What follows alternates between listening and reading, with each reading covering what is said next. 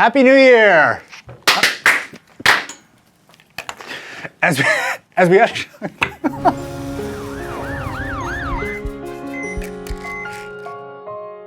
we usher in 2014, I look forward to hearing from pundits, politicians, and cranky old people in general that the good old days were just so much better than now.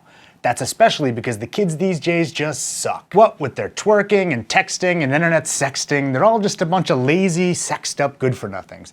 And everything is terrible. Chemicals in food and water, vaccines giving us diseases, and people wasting their lives away on technology. Except none of that's right. The sky isn't falling. 2014 is awesome. And not just because of healthcare triage. It's easy to look around and complain. Some people in the media seem to have made a career out of it. But longing for the past is not only somewhat misguided, it's just plain silly. Let's start with kids. It's true that there's unprecedented access to all kinds of information. It's true that some of this stuff is, well, porn. But every story that labels today's youth as oversexed and promiscuous misses the most obvious evidence. The teen birth rate in 2012 was a record low. It's less than half what it was in 1991. The teen abortion rate is at an all-time low. It's less than half of what it was in the 70s, and it's now 38% of its peak in 1988. Even the teen pregnancy rate's at an all-time low. It's only 56% of its peak in 1990. African American teens, all-time low. Hispanic teens, all-time low. Non-Hispanic white teens, all-time low. They're even having less sex. In 1988, about 50% of boys aged 15 to 17 had sex. In 2010, it was about half that. The rates in girls dropped from 37% to 27%. Will that stop us from going on and on and on about the good old days, how sex is ruining everything, and how today's kids are just the worst? I doubt it. For 37 years, the Monitoring the Future study has been comparing American kids to those in 36 other countries. Last year, they found that about 27% of American students drank alcohol in the last month. That placed them at the second lowest, behind only Iceland. The average drinking rate of the other countries was 57%. More than twice that of kids in the US. The proportion of American students who smoked was only 12%, also the second lowest in the rankings. And again, the average smoking rate in the other countries was more than twice that what we see in the US. By the way, those smoking and drinking rates were at a 37-year low. That means they're the lowest in all the time we've been studying this issue. Despite everything you hear about the knockout game in cities, youth violence is also at an all-time low. The kids these days. It's not just the kids either.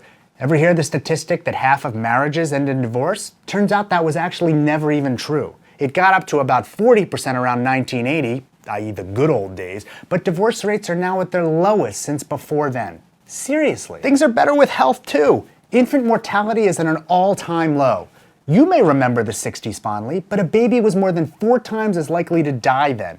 Moms were about 3 times as likely to die in childbirth then too. Life expectancy at birth at almost 79 years is longer than at any time in our history. You're less likely to die of cancer, diabetes, respiratory disease, influenza, pneumonia, chronic obstructive pulmonary disease, or asthma than ever. You're even less likely to die from assault than in 1960, when I could first find data. Everyone complains about how unsafe they feel, but that fear is irrational. The rate of violent crime is lower than at any time since 1970. Murder? Lowest since the early 60s. Rape? Lowest since the mid-70s. Robbery? Lowest since the late 60s. Aggravated assault? Lowest since the mid-70s. Property crime? Lowest since the late 60s. Larceny theft? Lowest since the late 60s. Burglary? Lowest since the late 60s. Car theft? Lowest since the late 60s. Still nostalgic for your youth? You may complain about how farming is done today, but there's no evidence at all that it's hurting us. People long for a return to organic farming, but there's no data which shows that food raised this way is more nutritious or safer. And lots of those practices you hate are what make life so enjoyable for the vast majority of people. Not that long ago, everyone had to grow their own food. If we still had to do that, then there wouldn't be time for people to build computers, invent the internet, and produce YouTube content. By the way, more water meets health-based standards today than at any time in human history. 2014 is awesome. Look, I know everything isn't perfect. Kids are more obese than before, but even that trend has been reversing. From 2008 to 2011, obesity rates in preschoolers declined in 19 of 43 studied states and territories and held steady in almost all the others. In various areas around the country, obesity in all kids dropped nearly 17% from 2005 to 2009. And we like to complain that we're watching too much TV. We're spending too much time on the internet. We're so plugged into Facebook and Twitter that we're missing real life. We're even wasting time watching YouTube videos. But part of the reason we're doing so is because we have much more leisure time than ever before. Is that so wrong? We hate processed food, but it makes it much easier to make dinner for our families. It doesn't take as long to clean clothes or dishes or the house. It doesn't take as much time to mow the lawn or care for our yards. It doesn't take as long to do many jobs even. So we have more free time, and we spend some of that using modern technology. Do our kids really have fewer friends than we did? Is there any evidence for that at all? And do you really think technology is all bad? When I was a kid, if I wanted to know what the chief export in the United States was in 1977, I'd have to get my mom or dad to drive me to a public library so I could look it up. Now my kids can walk over to the computer and tell you in seconds. I used to be annoyed by games like Cookie Clicker. Then a couple of days ago, my 7-year-old girl told me how many quadrillion cookies she needed to buy her 100th antimatter condenser. This is bad? It may be fun, or even human nature, to long for days of yore.